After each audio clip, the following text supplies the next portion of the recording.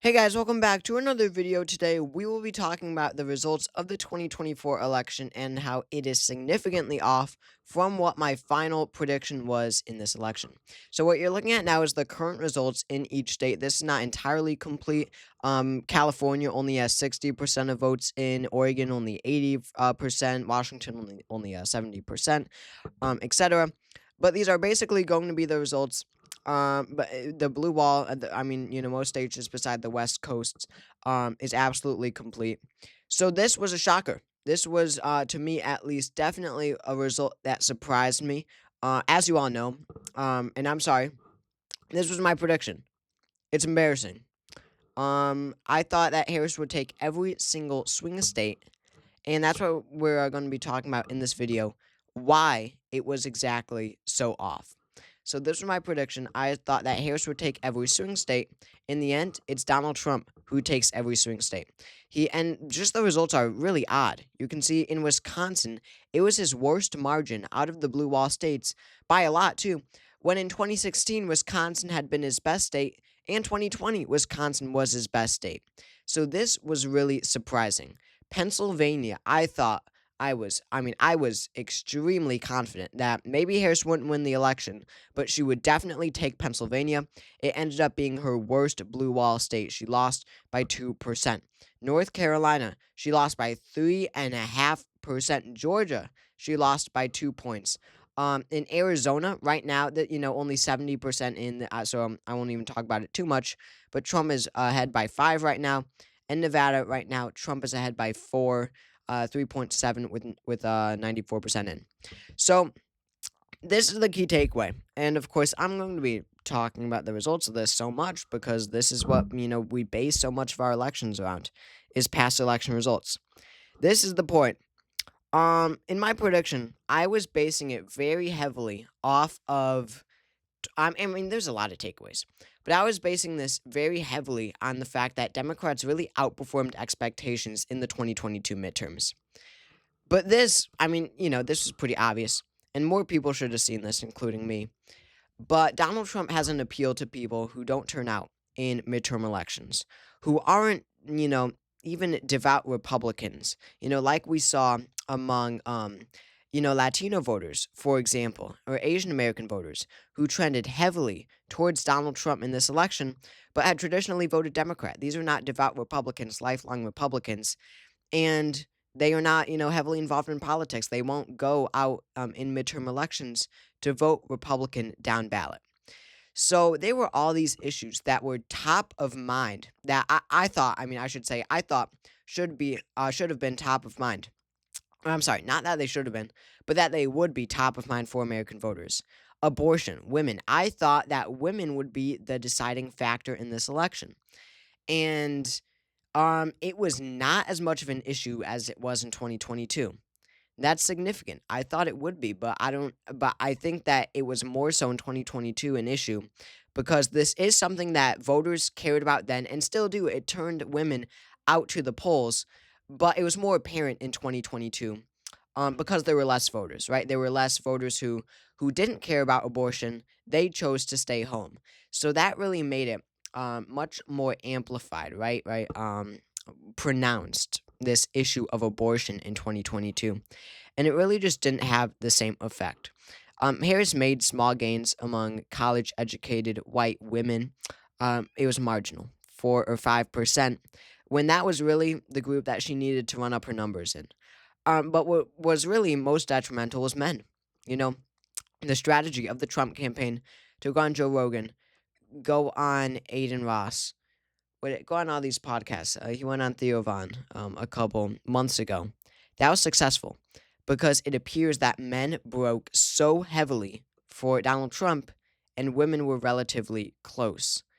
So, he was able, and this really matters for elections down the road. Donald Trump solidified a Republican base among young men. These young men who didn't turn out in 2022, right? That this wasn't a strategy by the Trump campaign in 2020. They didn't turn out in 2020 if they could even vote. And now they're with the Republican Party. And when you look down ballot, yes, they are not with Donald Trump. They are with the Republican Party. That's huge. Look down ballot. Oh, now this is interesting because Democrats got really lucky. They got really lucky in Wisconsin, point 0.8. I don't know how this is their best margin. Democrats like almost outperformed expectations in Wisconsin when you look at how these other states went. But Michigan only a 0.3% margin for Slotkin, and it looks like McCormick is going to somehow pull it off in Pennsylvania by half a percentage point. I cannot even believe that McCormick winning wasn't even on the table. So they voted Republican down ballot, right? Moreno won by 4. Ted Cruz won by 9. Rick Scott in Florida, he won by 13. It wasn't just a good performance for Donald Trump. It was a good performance for Republicans down ballot. Simply put, it was a red wave. I mean, you had these two states are the most stunning of all, honestly, because you had Arizona. Right now, it's a 2.1% margin. We'll see how both these states change. But Kari Lake was not even supposed to come close. Sam Brown in Nevada is within a percentage point right now, and this was not even supposed to be close. Polls had him down sometimes by 13 points. So it's a shock. It is an absolute, simply put, it's an absolute shock. And there is a new drove. There is a drove of new Republican voters. It is as simple as that. But I'm going to save this off for different videos. But that is what I got wrong in my prediction, essentially.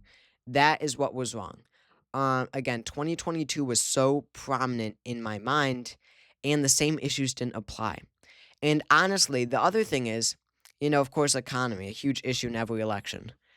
But the economy, when you look at all the indicators, it is a good economy. It really is. But I failed to see how the Republicans were running a very strong campaign in terms of the economy. Really convincing, telling people that the economy wasn't good, even if it might have not have naturally been a top concern for voters. Republicans were able to convince people that it was. And for some reason, there's a lot of blame. Honestly, people say this Harris campaign was flawless. There were a lot of things to do differently. One of them being run on the economy. They needed to, there was this notion that no, Democrats shouldn't run on the economy because even though it looks strong, Americans don't feel it and they'll seem out of touch. No, I think it was more so because Republicans ran on convincing people that the economy was bad. I think that if the Democrats combated this, with not necessarily statistics, but achievements and everything like that, where things stand, if Harris was able to get that out efficiently, then it would have been more positive. For some reason, she didn't mention it once on the campaign trail. So those were the major factors here. When it comes to the popular vote, I didn't really think that the popular vote was really on the table for Trump to win. I really didn't.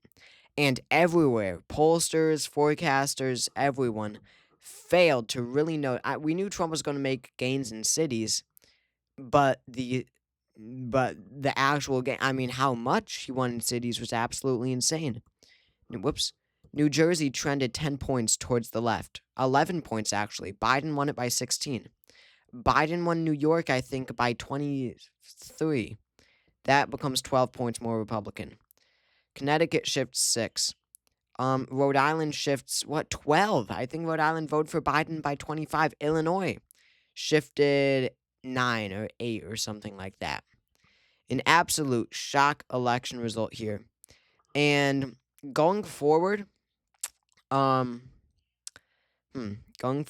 do have to just consider the fact that there is this new Republican coalition. That's what it is now.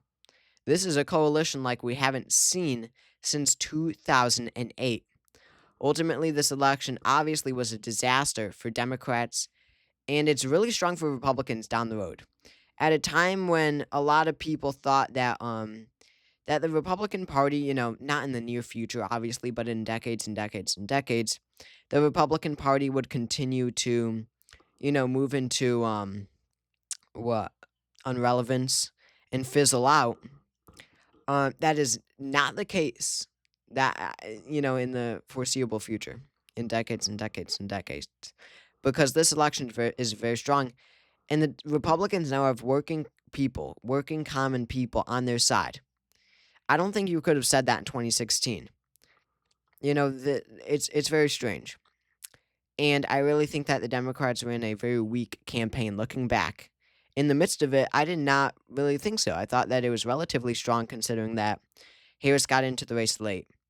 But that's probably not the case. So I won't go through state by state. You can go watch my last election prediction and see what I got wrong. Um, but that's what I think really messed up my prediction. So thank you all for watching.